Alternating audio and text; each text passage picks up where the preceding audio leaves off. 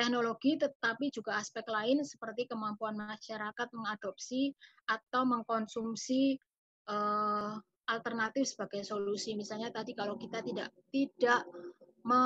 ini kan tidak mengaplikasikan teknologi, yang lain bisa dilakukan masyarakat apa? Misalnya untuk mengurangi CO2 ya kita bisa tanam pohon lebih banyak seperti itu ya. Proportionality itu prinsipnya itu. Kemudian yang keempat adalah polluters pay principle. Jadi ini setiap pencemar, maksudnya polluters pay principle adalah pencemar harus membayar kerugian atau melakukan tindakan tertentu jika menimbulkan kerugian terhadap manusia dan lingkungan. Jadi setiap perbuatan yang prinsipnya adalah setiap perbuatan yang melanggar hukum atau menimbulkan kerugian terhadap lingkungan dan manusia, maka pencemar harus membayar kerugian atau melakukan tindakan tertentu. Jadi itu yang harus dilakukan. Prinsipnya seperti itu. Nah, dalam penerapannya kendalanya adalah menentukan nilai pengganti. Menentukan nilai pengganti dari suatu kerusakan yang dapat diterima oleh masyarakat. Ya, contoh aja misalnya Surabaya. Surabaya misalnya kalau buang sampah ke sungai itu ada denda 100.000.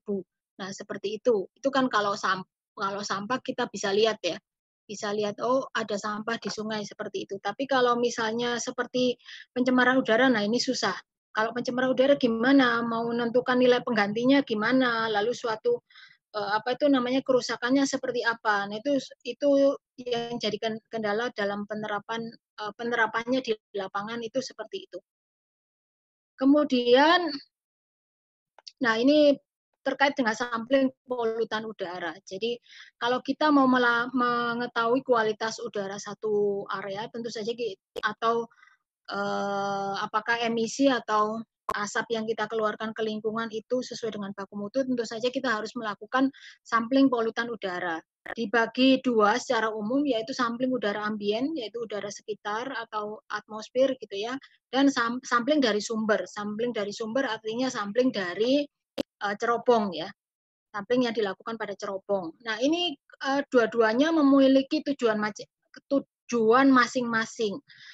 Jadi kalau sampling udara ambien misalnya, sampling udara ambien ya tujuannya untuk mengetahui tingkat pencemaran satu lokasi. Kira-kira lokasi ini kualitas udara NOx-nya, SOx-nya, partikulatnya seperti apa. Nah itu kita lakukan sampling udara ambien.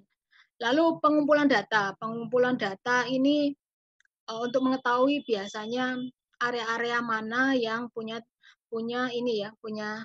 tingkat pencemaran yang tinggi. Misalnya, oh kalau dia dekat area komersial, dekat stasiun, kemudian dekat apa itu namanya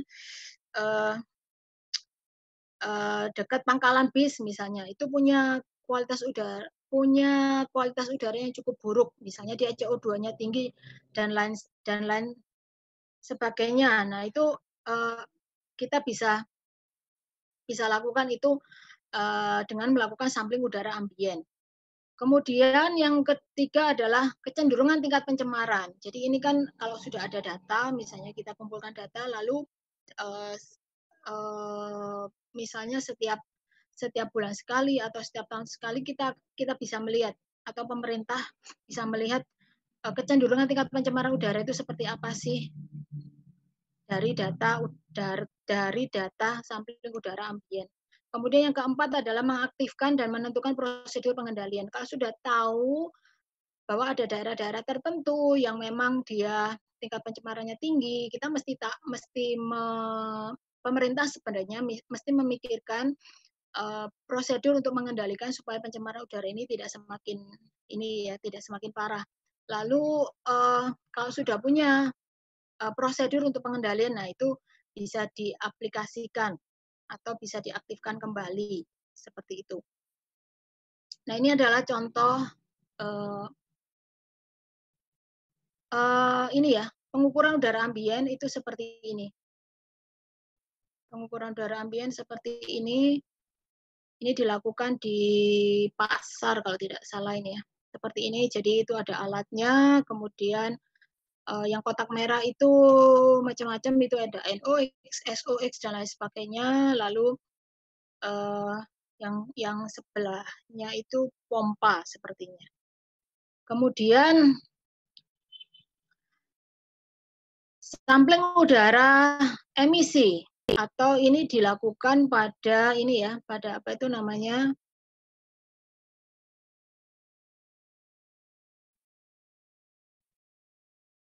Sampling udara emisi dilakukan pada cerobong.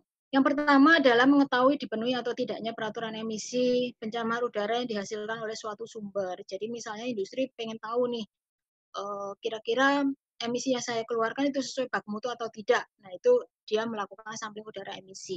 Lalu mengukur tingkat emisi yang dihubungkan dengan laju produksi untuk kebutuhan industri dan lingkungan. Jadi biasanya kan di dalam baku mutu itu ada ini ya, ada perhitungan yang dihubungkan dengan laju produksi. Nah, itu kita bisa ngitung kalau apa? Kalau kita tahu emisi yang dikeluarkan oleh industri tersebut. Nah, ini pengukuran emisi seperti ini. Jadi kalau saudara lihat mungkin lihat di apa itu namanya, di beberapa cerobong-cerobong di industri ya. Ini memang industri apa mesti bikin tatakan seperti ini. Jadi kalau saudara lihat ada tatakan seperti ini yang cukup kuat untuk apa? Untuk orang yang mengambil sampling, mengambil sampel kualitas udara. Jadi di mana di cerobongnya biasanya kan dibuat lubang ya, lubang 10 kali 10 untuk melakukan pengambilan sampel kualitas udara. Nah harus ada tatakan seperti ini ya, supaya apa? Supaya aman. Jadi nggak boleh industri misalnya dia mau tahu kualitas emisinya nggak mau bikin tatakan ini. Lalu orang yang melakukan sampling kayak Spiderman gitu ya, pakai tali gitu merayap-rayap nggak bisa, itu tidak aman.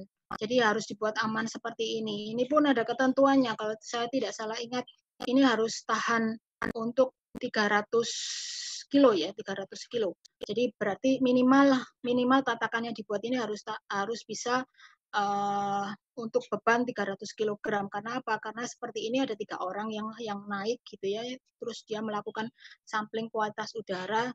Nah, kalau misalnya tidak sampai 300 kilogram nanti roboh ininya tempat pijakannya, nah itu berbahaya seperti itu. Nah ini ada beberapa alat sampling kualitas udara ya, ini high volume sampler. High volume sampler ini untuk partikulat. Jadi ini untuk partikulat, tapi ini sebagai total suspended particulate atau TSP. Ini sama kayak TSS gitu ya kalau di limbah cair. Jadi kalau di Indonesia total suspended particulate berarti yang diukur adalah mulai diameter 1 mikron sampai 100 mikron. Ini untuk udara emisi. Jadi sampling kualitas udaranya ini alatnya ada seperti ini ya. Dia sistemnya pakai filter gitu, filter kemudian si udaranya dimasukkan ke dalam filter itu, lalu filternya nanti dianalisis gitu ya, dianalisis sehingga kita bisa tahu total suspended partikulatnya berapa dari udara ambien kita.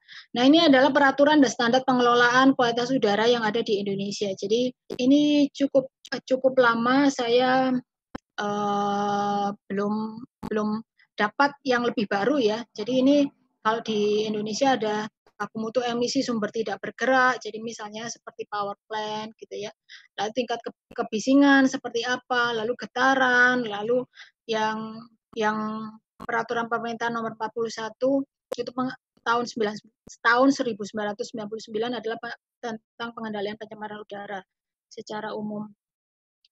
Tapi kita bisa juga menghubungkan dengan undang-undang pengelolaan lingkungan hidup misalnya. Undang-undang yang lain itu juga biasanya ada yang mengacu hal-hal yang terkait dengan pengendalian pencemaran udara. Nah, ini contoh baku udara ambien ya atau baku udara atau kualitas udara di sekitar area industri kita.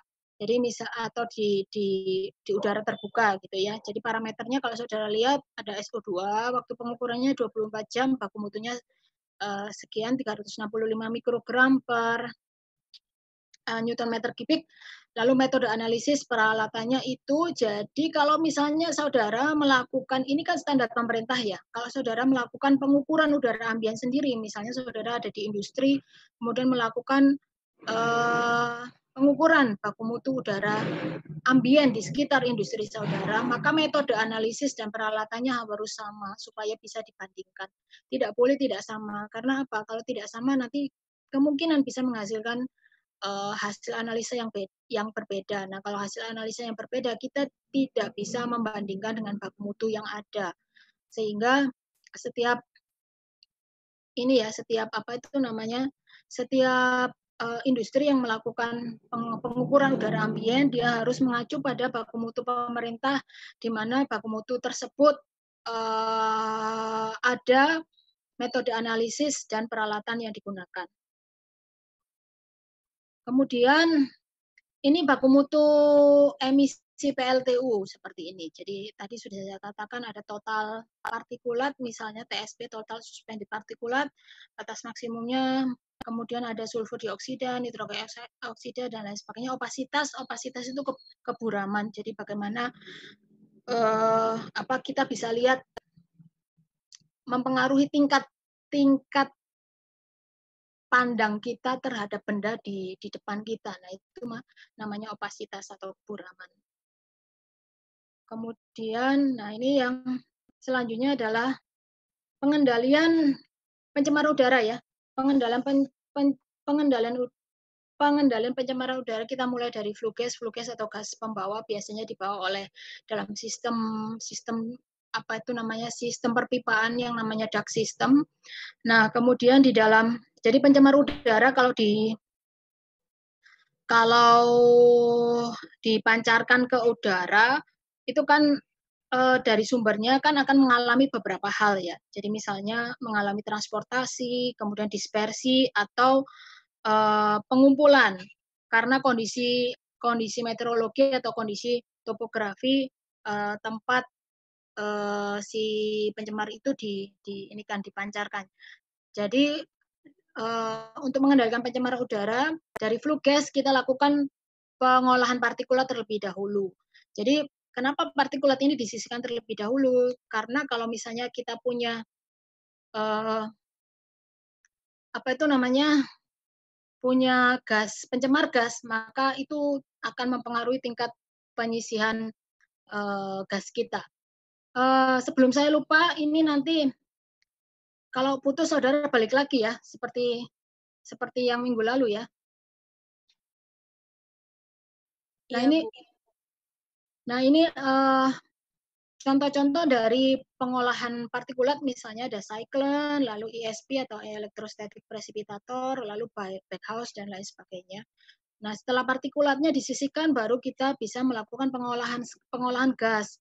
Pengolahan gasnya kita bisa melakukan dengan wet scrubber, incineration atau pembakaran gitu ya.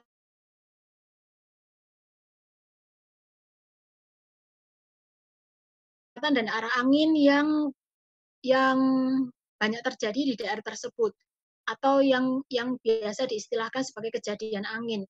Kejadian angin di daerah saudara, di daerah industri saudara misalnya lebih banyak ke arah mana, kecepatan berapa, nah itu nanti kita bisa prediksi. Oh, kira-kira nanti kalau misalnya industrinya mengeluarkan polutan gitu ya, mengeluarkan polutan, maka si polutan tersebut akan jatuh di daerah A misalnya dengan jarak sekian kilometer, lalu konsentrasi polutannya sekian miligram per meter kubik seperti itu.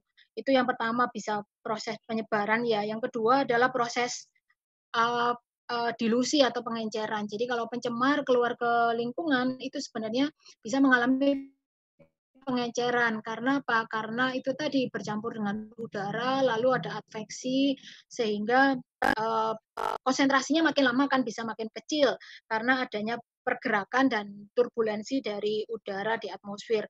Kemudian bisa juga mengalami difusi atau perubahan. mengalami perubahan fisik dan kimia. Jadi si polutan ini kalau kita keluarkan ke udara, mengeluarkan perubahan fisik dan udara, mengalami perubahan fisik dan kimia sehingga apa? Sehingga membentuk zat pencemar sekunder. Kalau sebelumnya mungkin saudara masih ingat ya ada primary polutan atau polutan utama, ada secondary polutan. Nah, secondary polutan itu merupakan hasil dari apa? Hasil dari perubahan fisik dan kimia dari pencemar yang kita keluarkan ke atmosfer. Jadi kalau fisik itu misalnya kalau partikulat dia bisa bertumbukan dengan partikulat lain sehingga diameternya makin besar lalu dia bisa jatuh ke permukaan bumi secara gravitasi atau misalnya pencemar lain misalnya ada NOx lalu ada oksigen, ada sinar matahari lalu pada ketinggian tertentu dia akan membentuk ozon. Pencemar pencemar baru atau secondary polutan yang jauh lebih berbahaya dibanding dengan NOx seperti itu. Nah, itu bisa terjadi. Itu sebabnya kita perlu mengendalikan pencemaran udara atau bisa terdispersi ya ada hujan, nah dia akan turun ke permukaan bumi, tetapi sehingga kalau dia turun ke permukaan bumi, pencemar yang ada di atmosfernya kan sudah tidak ada ya. Nah ini metode pengendalian pencemaran udara, yang pertama adalah mencegah terbentuknya polutan. Ini jelas. Lalu meminimisasi emisi pada sumbernya. Jadi kalau bisa sumber dari pencemar itu misalnya seperti ini. Kalau misalnya biasanya dia mengeluarkan volumenya biasanya 100 meter kubik misalnya. Nah, kita bisa turunkan, meminimalkan apakah harus 100 meter kubik apa itu namanya asap yang dikeluarkan bisa nggak lebih kecil. Nah, itu meminimisasi emisi pada sumbernya. Lalu kontrol polutan pada sumber ini kita bisa lakukan dengan beberapa cara, yaitu misalnya perubahan bahan baku tadi yang sudah saya sebutkan ya. Kemudian perubahan operasional, cara pengoperasiannya, sehingga ini mungkin saudara nanti bisa hubungkan dengan proses-proses yang terjadi di dalam teknik kimia. Lalu memodifikasi atau mengganti alat proses, tentu saja misalnya kalau kita mau mengeluarkan CO2 yang lebih sedikit, ya pakailah alat yang atau gantilah alat yang menggunakan bahan bakar yang lebih sedikit seperti itu. Lalu operasi yang lebih efektif dari peralatan yang ada. Kemudian yang keempat adalah menggunakan bahan baku yang lebih bermutu. Jadi biasanya kalau misalnya kita pakai batu bara ya, batu baranya ya esnya yang kecil, kandungan sulfurnya yang kecil. Berarti dia lebih bermutu atau lebih murni gitu ya, grade-nya lebih tinggi. Karena apa? Karena kalau kita pakai yang grade rendah dengan es yang tinggi, 95% kan sulfur yang terkandung dalam batu bara itu akan menjadi SOX. Sehingga kalau misalnya kandungan sulfurnya makin banyak, ya berarti SO2 yang dikeluarkan makin banyak. Sehingga kalau kita misalnya bisa menggunakan menggunakan batu bara dengan kandungan es yang lebih kecil, maka SO2 yang kita keluarkan atau SOX yang kita keluarkan bisa lebih sedikit. Nah, ini juga kita bisa menggunakan bahan bakar yang berkualitas bagus. Yang kelima, misalnya pakai gas alam, gitu ya. Nah, ini adalah strategi penurunan emisi. Jadi ada dua yang bisa kita lakukan. Yang pertama adalah dari sumber berhubungan dengan yang slide sebelumnya. Lalu yang kedua adalah dari pemerintah. Nah, apa yang bisa dilakukan oleh pemerintah? Pemerintah adalah yaitu tadi membuat kebijakan, membuat hukum, kemudian membuat regulasi, gitu ya, menetapkan baku mutu berdasarkan prinsip 4 tadi, yang sustainability, risk assessment, lalu proportionality, sama polluters pay principle. Kemudian yang kedua adalah strategi penurunan, kita bisa melakukan reduksi dari sumber dengan melakukan hal-hal seperti ini. Misalnya yang pertama adalah mengganti proses bahan bakar dan bahan baku, kemudian yang kedua mengatur lokasi operasi, yang ketiga memodifikasi sistem operasi, yang keempat adalah mengaplikasikan alat pengendali pencemar udara. Nah, aplikasi alat pengendali pencemar udara itu harus menjadi pilihan terakhir. Jadi tidak boleh misalnya kita belum apa-apa itu sudah melakukan aplikasi alat pengendali pencemaran udara. Kenapa? Karena pertama alat pengendali pencemaran udara itu mahal. Kalau kita mau bikin ya, walaupun yang katanya yang paling murah misalnya Cyclone, model-model seperti Cyclone, nah itu tuh mahal, sudah termasuk mahal. Lalu ahlinya belum tentu ada di Indonesia ahlinya. Kita pun bisa misalnya beli alat pengendali pencemaran udara yang udah jadi gitu ya, built in istilahnya udah jadi, tinggal kita pakai aja. Tetapi tentu saja ada berbagai macam hal yang harus kita perhatikan. Jadi apa alat pengendali yang kita inginkan itu harus kita kita sebutkan ke supplier gitu ya, sehingga suppliernya itu bisa memberikan alat pengendali yang sesuai, yang bisa kita aplikasikan pada industri kita.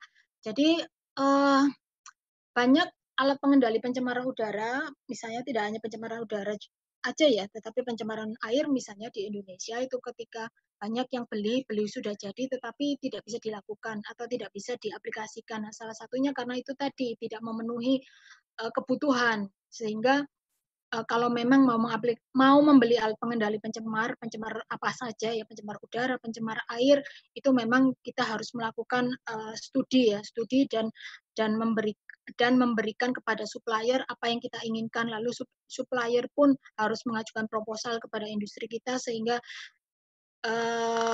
kita tahu apakah yang mereka tawarkan dengan yang kita butuhkan itu sama. Lalu kenapa aplikasi alat pengendali pencemar udara itu harus jadi pilihan terakhir. Yang ketiga adalah belum tentu alat pengendali pencemar udara itu bisa memenuhi memenuhi fungsinya sejalan dengan berjalannya waktu. Jadi kalau yang pertama tadi mahal ya alasannya, lalu yang kedua adalah ahlinya belum ada di Indonesia. Nah, yang ketiga adalah belum tentu alat pengendali pencemar udara ini bisa menjalankan fungsinya sejalan dengan berjalannya waktu. Nah, kenapa seperti itu? Karena ketika kita mau membuat alat pengendali pencemar udara itu uh, debit udara yang atau flue gasnya yang kita ajukan itu merupakan flue gas rata-rata. Jadi bukan flue gas bukan flue gas maksimum atau flue gas minimum, tetapi flue gas rata-rata atau aliran gas pembawa rata-rata. Nah, karena debit aliran gas rata-rata, maka ketika dia mengalami mengalami maksimum misalnya pada saat debit maksimum, nah tentu saja alat pengendali pencemaran udara kita kemungkinan bisa tidak melakukan atau tidak berfungsi dengan baik. Karena apa? Karena volumenya melebihi yang kita inginkan. Atau misalnya tiba-tiba aja terjadi perubahan konsentrasi partikulat misalnya. Partikulat kita rata-rata partikulat yang harus disisihkan oleh pencemar kita misalnya diameternya 5 sampai 10 mikron atau di atas 5 mikron misalnya. Tetapi tiba-tiba industri kita itu menghasilkan partikulat dengan diameter kurang dari 5 mikron, maka ya alat pengendali pencemaran udara kita tidak bisa melakukan fungsinya dengan baik. Itu ya. Kenapa harus jadi pilihan terakhir itu seperti itu. Nah, ini mengatur lokasi operasi misalnya alokasi daerah yang akan tercemarkan, kita bisa memprediksi ya kira-kira daerah yang tercemar seperti apa. Kemudian pembatasan tingkat tercemarnya suatu daerah dari emisi yang ada. Jadi kalau sudah tahu daerah itu akan mengalami pencemaran, maka kita batasi tingkat pencemarannya dari apa? Dari industri yang mengeluarkan emisi tadi. Kemudian yang ketiga adalah membuat aturan tentang izin konstruksi baru. Ini biasanya untuk area-area di mana sumber pencemarannya berupa konstruksi ya, maka kita bisa atau pemerintah bisa membuat aturan tentang izin konstruksi baru supaya apa? Dari truk ke bawah itu kan ada debu yang bisa dihasilkan, atau misalnya misalnya debu yang dikeluarkan oleh ban mobil. Nah, itu gimana cara melakukan pengendaliannya? Nah, ada beberapa industri misalnya dia melakukan penyemprotan, ya penyemprotan dengan air supaya debunya tidak banyak. Kemudian pelatihan pengoperasian dan pemeliharaan alat. Ini saudara ketahui bagaimana memaintain alat supaya apa? Supaya dia tidak menghasilkan pencemar yang baik. Lalu penggunaan stak atau cerobong yang tinggi. Ini di Indonesia sudah tidak lagi boleh dipakai. Kenapa? Karena kalau stak yang tinggi atau cerobong yang tinggi, jadi seingat saya di Indonesia sekarang peraturan yang baru adalah ketinggian cerobong itu harus 10 kali diameter cerobong. Itu untuk cerobong yang bulat ya. Cerobong yang bentuknya bundar. Nah, penggunaannya stak yang tinggi itu kenapa nggak boleh? Karena apa? Karena ketika polutan dikeluarkan dari stak yang tinggi, maka kan dia tadi sudah saya katakan kan dia akan mengalami dispersi ya. Ada empat proses yang terjadi ketika polutan kita keluarkan ke lingkungan. Makanya tadi saya bilang di awal. Nah, kalau stak yang tinggi, maka dia terdispersinya atau tersebarnya kan akan makin luas. Tersebarnya makin luas sehingga apa? Sehingga nanti kalau terjadi pencemaran udara, terjadi daerah yang tercemar, daerah yang terkena pencemaran udara, kita tidak bisa memprediksi sumber pencemarnya itu di mana. Kalau menggunakan stak yang tinggi, makanya pemerintah kita akhirnya membatasi ya, tidak boleh cerobong atau stak yang terlalu tinggi sekarang. Kalau untuk yang yang sirkular, yang bentuknya sirkular itu 10 kali diameter tinggi staknya seperti itu. Lalu ini tujuan dari pemasangan alat pengendali adalah alat pengendali pencemaran udara yang menjadi pilihan terakhir tadi ya. Yang pertama adalah mencegah gangguan yang terjadi akibat pencemaran udara. Kemudian kerusakan fisik dari properti ini jelas misalnya getaran tadi ya, alat pengendali getaran itu kita pasang untuk mencegah kerusakan fisik dari properti di sekitarnya. Kemudian menghilangkan bahaya kesehatan terhadap pekerja industri. Misalnya saya pernah ke satu industri itu ada satu ruangan ya, ada satu ruangan yang dia melakukan proses grinding yang menghasilkan debu yang cukup banyak. Nah, akhirnya dipasang alat pengendali partikulat. Partikulatnya adalah cyclone. Nah, itu kenapa dia pasang? Nah, salah satu tujuannya adalah menghilangkan bahaya kesehatan terhadap pekerja industri. Jadi kalau si pekerjanya terhirup oleh polutan itu tentu saja dia akan mengalami penurunan kesehatan. Kemudian recovery limbah yang berharga. Jadi alat-alat pengendali tertentu itu kita pasang pada industri tertentu untuk mendapatkan kembali limbah yang masih bisa kita manfaatkan atau limbah yang berharga. Misalnya apa? Misalnya industri semen. Industri semen itu dipasangin baghouse misalnya, dipasangin dipasangin baghouse untuk apa? Untuk menangkap debu yang dikeluarkan oleh industri semen tersebut. Nah, debu dari industri semen itu kan semen sendiri.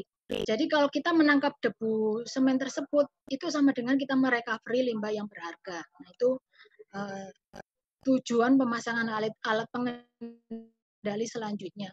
Kemudian, nah itu yang selanjutnya itu mungkin bisa berhubungan dengan yang di atasnya ya, memminimalisasi kehilangan secara ekonomi.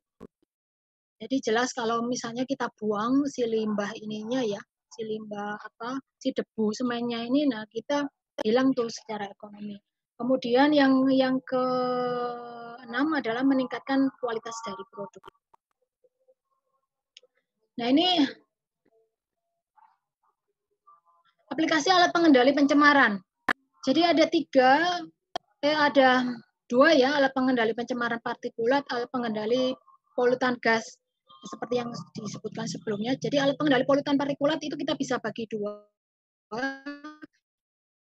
yaitu dry collector dan collector. Dry collector berarti kita mendapatkan polutannya itu dalam kondisi kering. Jadi polutan yang kita tangkap tadi berupa partikulat atau debu itu kita dapatkan dalam kondisi kering ya, dalam kondisi kering. Lalu kalau wet collector itu kita dapatkan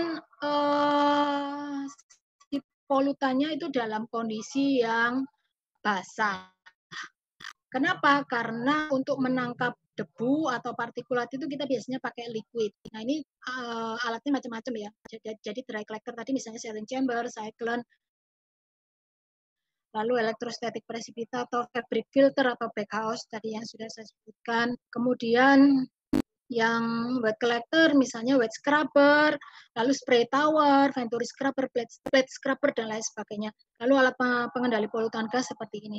Jadi dry collector tadi tentu saja kalau misalnya tujuan kita adalah merecovery limbah yang berharga seperti tujuan pemasangan alat pengendali tadi ya memang harus alat pengendalinya adalah dry collector karena kita akan dapatkan debunya dalam kondisi yang kering. Nah, dry collector dan wet collector itu punya kelebihan dan kekurangan sendiri ya. Jadi wet collector itu karena si polutan kita dapatkan dalam kondisi yang basah, maka kan dia akan berbentuk sludge, berbentuk lumpur ya. Kalau berbentuk lumpur, maka ya kita harus melakukan pengolahan lebih lanjut seperti kalau kita punya sludge hasil pengolahan dari IPAL. Jadi kalau instalasi pengolah air limbah itu kan hasil akhirnya itu biasanya kan ada berupa lumpur ya. Nah, lumpur ini kan tidak boleh kita keluarkan ke lingkungan tanpa pengolahan karena biasanya tidak stabil. Nah, wet collector pun demikian. Jadi wet collector itu debu yang kita tangkap, debu yang kita tangkap itu kan dalam kondisi basah ya. Dalam kondisi basah bentuknya lumpur atau bentuknya sludge. Sehingga kita harus olah dulu dan pengolahannya sama dengan pengolahan sludge dari IPAL. Nah, ini alat pengendali polutan seperti itu. Kemudian ini ya, hampir sama ya dengan di atas. Jadi alat pengendali polutan gas itu macam-macamnya. Nah, ini gimana kalau misalnya kita punya ini ya, punya apa itu namanya partikel atau punya partikulat. Kita mau pilih alat pengendali itu gimana? Nah, kita mesti melakukan beberapa hal, melakukan assessment ya. Misalnya apakah PM ini particulate matter atau debu kita itu sticky itu lengket ya, lengket atau basah. Nah, kalau iya berarti kita bisa pakai wet scrubber atau electrostatic precipitator yang basah. Nah, karena kenapa harus pakai dua alat ini? Karena alat yang lain tidak bisa dipakai untuk untuk partikulat yang basah atau yang lengket ya. Lalu kalau tidak misalnya pertanyaan kedua adalah gasnya atau ininya atau apa itu namanya uap airnya eksplosif atau tidak. Nah, kalau misalnya iya, maka kita pakai wet ini ya, wet scrubber, pakai wet scrubber. Dan mechanical collector itu contohnya adalah cyclone. Lalu kalau tidak, kita mesti balik ke ukuran dan kriteria efisiensi pengumpulan. Efisiensi pengumpulannya berapa? Kalau misalnya ukurannya misalnya antara 0 sampai 0,5 mikron debunya ya, ukuran debunya. Berarti kita butuh efisiensi yang tinggi. Maka kita harus pakai sistem filtrasi. Baghouse misalnya fabric filter itu bisa kita gunakan untuk menangkap debu dengan ukuran 0 sampai 0,5 mikron. Lalu kalau misalnya ukurannya 0,5 sampai 5 mikron, efisiensinya juga harus tinggi. Maka kita bisa pakai sistem filtrasi, kemudian electrostatic precipitator atau juga bisa pakai wet scrubber. Tapi kalau misalnya ukurannya di atas 5 mikron, ukuran debu kita di atas 5 mikron, kita butuh efisiensi yang moderate atau yang sedang gitu ya. Maka kita bisa pakai sistem filtrasi seperti tadi baghouse, kemudian electrostatic precipitator, lalu wet scrubber atau mechanical collector atau cyclone seperti tadi yang sudah saya sebutkan. Nah, ini pemilihan Pemilihan alat pengendali ya, pemilihan alat pengendali ini yang harus kita perhatikan, misalnya ukuran partikulatnya berapa, partikulat loadingnya berapa, lalu efisiensi yang dibutuhkan tentu saja berhubungan dengan baku mutu baku mutu yang ditetapkan oleh pemerintah. Lalu properti dari gas pembawanya, dia komposisinya seperti apa gas pembawanya, temperaturnya tinggi atau rendah. Karena setiap misalnya temperatur gas pembawanya tinggi, kita nggak bisa pakai backhouse atau fabric filter karena nanti si filternya akan terbakar. Berarti kalau temperatur tinggi gas pembawanya kita bisa pakai cyclone, tapi mesti memikirkan bahan dari cyclone-nya misalnya. Lalu tekanan itu juga demikian, viskositas, densitas, humiditas, lalu combustibility, dia mudah terbakar atau tidak, reaktif atau tidak, lalu toksisitas gas pembawanya seperti apa, lalu electrical property misalnya, electrical property dia mudah kita charging atau tidak. Kalau kita misalnya pakai electrostatic precipitator ya, karena electrostatic precipitator itu kan harus memberikan muatan kepada partikulat. Muatan partikulatnya kita beri muatan, nah muatannya itu harus berbeda dengan kolektornya. Maka electrical property-nya harus ini ya, harus bisa harus kita perhatikan. Lalu ini misalnya karakteristik aliran gas membawanya, laju alirnya berapa, lalu variasi atau tidak ya. Kalau variasi berarti tadi yang seperti yang saya katakan kita mesti pakai laju alir rata-ratanya. Kemudian spesifik properti dari kontaminannya, misalnya komposisinya seperti apa, fase kontaminannya apa, lalu karakteristik solubilitasnya atau kelarutannya seperti apa, dia reaktif atau tidak, gampang terbakar atau tidak, toksisitasnya tinggi atau tidak, hygroscopicity, dia apa itu kandungan airnya ya, lalu aglomerasinya seperti apa. Kemudian electrical dan sonic property ini karena ini nanti berhubungan dengan kalau misalnya kontaminannya itu kita pakai fabric filter ya. Fabric filter itu kan penyisihan polutan atau partikulat yang nempel ke fabrik itu kan kita bisa turunkan pakai sonic ya, atau kita bisa hilangkan pakai sonic. Maka perlu kita tahu sonic properti dari kontaminannya seperti apa. Kemudian ini ya pressure drop yang kita inginkan. Pressure drop ini karena berhubungan dengan energi, jadi semakin tinggi pressure drop maka semakin banyak energi yang kita butuhkan. Lalu pembuangan bahan terkontaminasi tadi, yang kalau kita pakai wet collector ya, jadi kita dapatkan partikulat dalam kondisi yang basah tadi. Kita mesti pikir pembuangan bahan terkontaminasinya seperti apa. Lalu biaya operasional dan modal awal peralatan ini jelas. Karena apa? Karena misalnya seperti elektrostatik precipitator kan kita itu ininya tinggi ya, apa itu namanya, bentuk barangnya itu tinggi. Jadi dia bisa sampai 8 ini ya, 8 apa itu namanya, 8 lantai gitu. Lantai kalau dibandingkan dengan bangunan, itu bangunan seperti bangunan 8 lantai. Sehingga ya kita mesti harus memikirkan hal itu. Kemudian itu karena membutuhkan modal awal yang besar. Lalu kemudahan dalam perawatan dan kehandalan, nah itu juga perlu kita perhatikan. Lalu ini adalah cyclone ya. Cyclone ini biasanya ada alat selain cyclone, yaitu tadi sempat saya singgung sedikit gravity settling chamber. Ini biasanya untuk debu awal ya, menghilangkan debu awal yang ukurannya besar. Sedangkan kalau cyclone ini biasanya tadi bisa sampai 5 sampai 0,5 sampai 5 mikron ya. Partikel besar, efisiensi pengisiannya 50 sampai 90%. Jadi biasanya buat pengumpul awal untuk mengendalikan partikulat yang efisiensinya lebih tinggi. Misalnya pakai fabric filter, electrostatic precipitator, itu kita bisa pakai pre-cleanernya pakai cyclone ini. Jadi tidak bisa kita pakai untuk apa itu namanya, untuk polutan yang tadi wet atau sticky. Karena apa? Karena ini nanti kan dia ada gaya vortex ya. Jadi begitu udara masuk ke dalam inlet, nanti dia membentuk gaya vortex di mana si gaya itu nanti akan melemparkan polutan, melemparkan partikulat ke ke dinding siklon.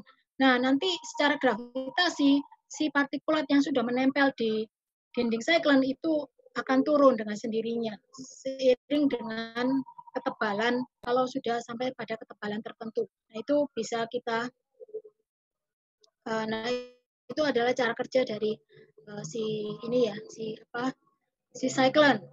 Makanya tidak bisa tidak bisa digunakan untuk partikulat yang sticky atau wet karena apa? Nanti nempel di dindingnya tapi tidak bisa kita turunkan.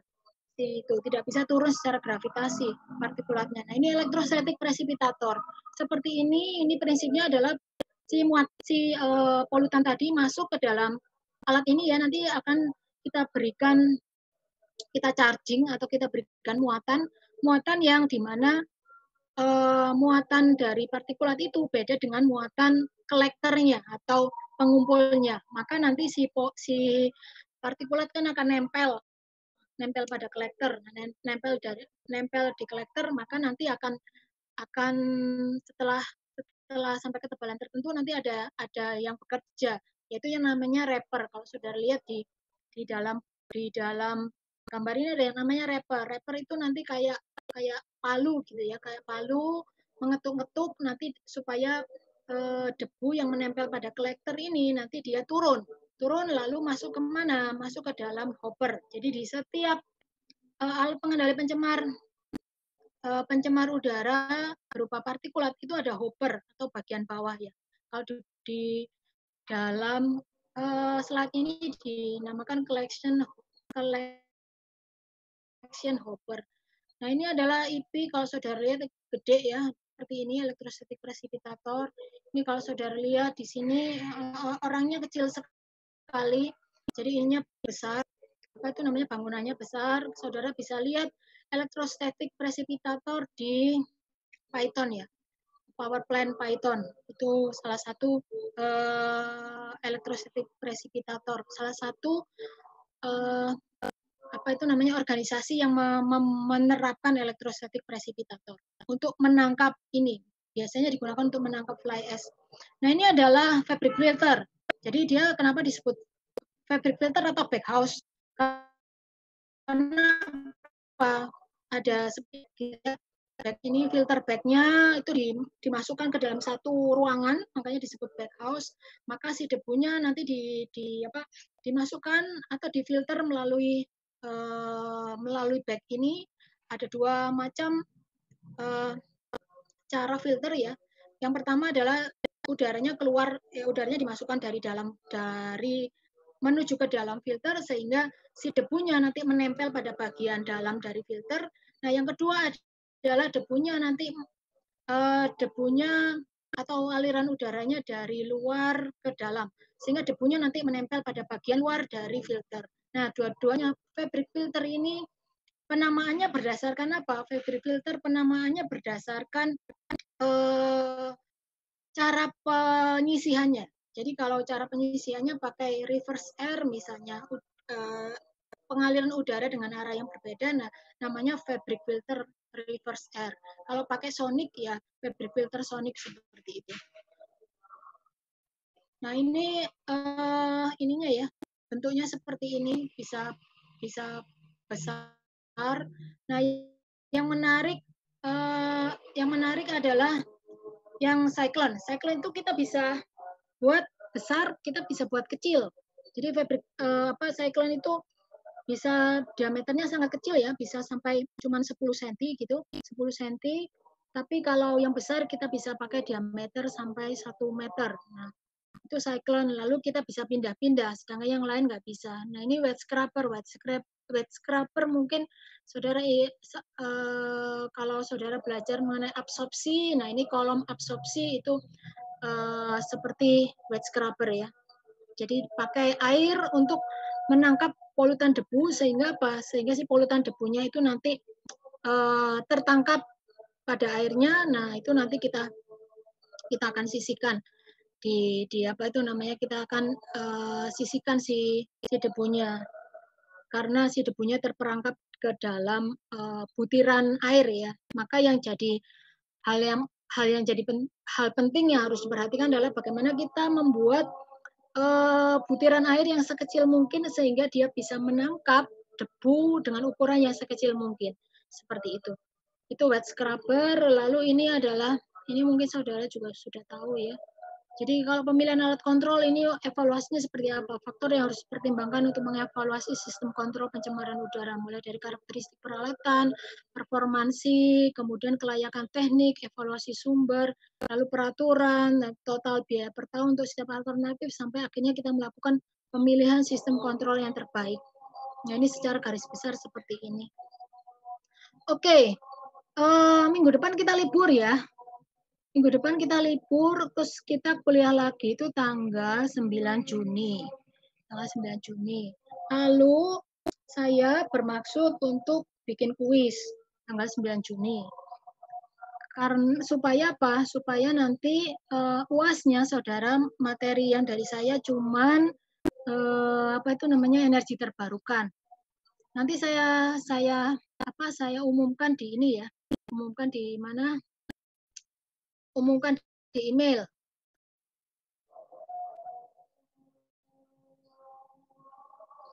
Seperti itu. Jadi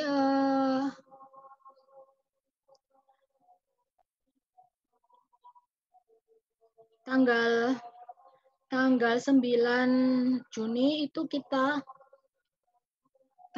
Juni itu kita kuliah sebentar, kuliah terkait dengan renewable energy, kemudian kita kuis. Nah, materinya dari materi saya minggu ke-12 dan minggu ke-13. Nanti saya kasih catatan tambahan supaya saudara bisa lebih jelas terkait dengan kuliah ini. Oke, sampai sini ada pertanyaan?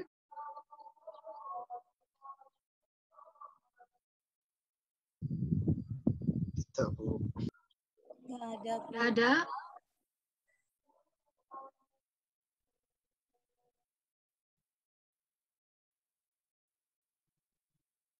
Jadi prinsipnya tahu ya tadi ya, apa itu manajemen kualitas udara mulai dari, jadi tadi kan kita tidak boleh langsung prinsipnya tidak boleh langsung menerapkan atau membuat alat pengendali pencemar udara, karena tadi kalau saudara lihat dari beberapa alat pengendali pencemar udara itu memang cukup ribet dalam pengoperasian maupun dalam pembuatannya. Nah, yang paling banyak diaplikasikan di Indonesia adalah Cyclone. Saudara kalau lihat di sepanjang jalan pusat industri hampir semua itu pakai Cyclone.